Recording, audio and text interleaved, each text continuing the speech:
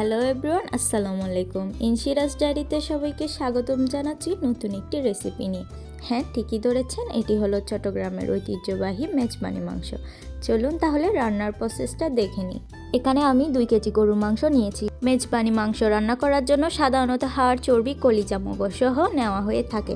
হাতের কাছে কলিজা, মগজ সহ মাংস না থাকলে নর্মাল মাংস দিয়েও হাড়, চর্বি সহ আপনারা তৈরি করতে পারেন। এবার এখানে দিয়ে দিলাম মেজবানি মশলা, সাথে দিয়ে দিচ্ছি 1 টেবিল চামচ নারকেল বাটা। এবার দিয়ে দিচ্ছি ব্লেন্ড করে রাখা 15 থেকে 16টা কাজু বাদাম। এ পর্যায়ে দিয়ে দিচ্ছি 2 টেবিল চামচ পেঁয়াজ বাটা, 2 টেবিল চামচ রসুন বাটা, 2 টেবিল চামচ আদা বাটা, স্বাদ মতো লবণ অ্যাড করে দিচ্ছি। আর দিয়ে দিচ্ছি 1 টেবিল চামচ হলুদের গুঁড়া, 2 টেবিল চামচ ধনিয়ার গুঁড়া, 2 টেবিল চামচ মরিচের গুঁড়া। মেজবানি গরুর মাংসে সাধারণত ঝালের পরিমাণটা বেশি হয়।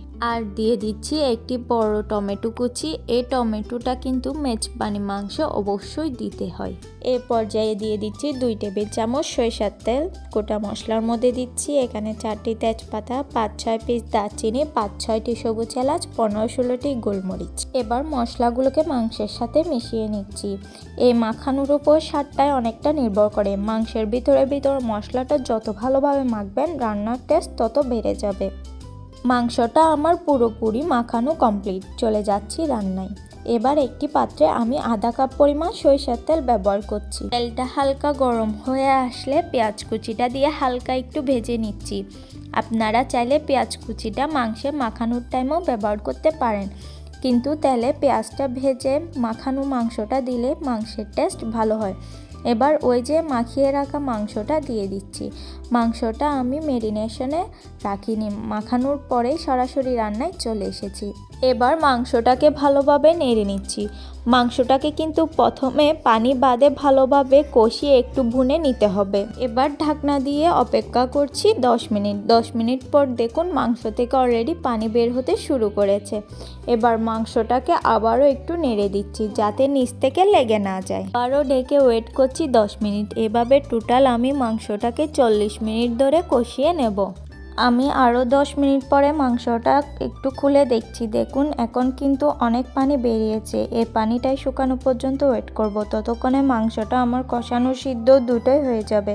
আমি মাংসটা আবারও একটু নেড়ে দিচ্ছি যাতে নিচ থেকে লেগে না যায়। ঠিক 40 মিনিট পর দেখুন মাংসটা আমার কি সুন্দর তেল ছেড়ে এসেছে এবং মাংসটা আমার আধা সেদ্ধ হয়ে গেছে এবং কষানোও কমপ্লিট।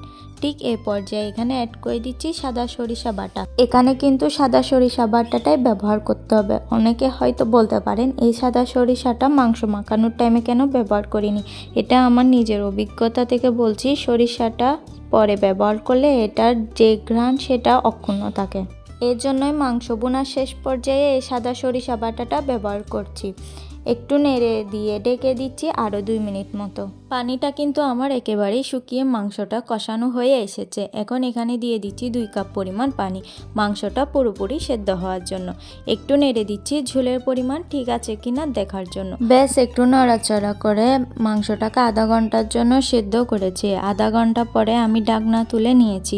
এর মাঝে আমি আরও 2-3 বার নেড়ে দিয়েছিলাম যাতে নিচ থেকে লেগে না যায়। দিয়ে দিচ্ছি 4-5টি কাঁচামরিচ।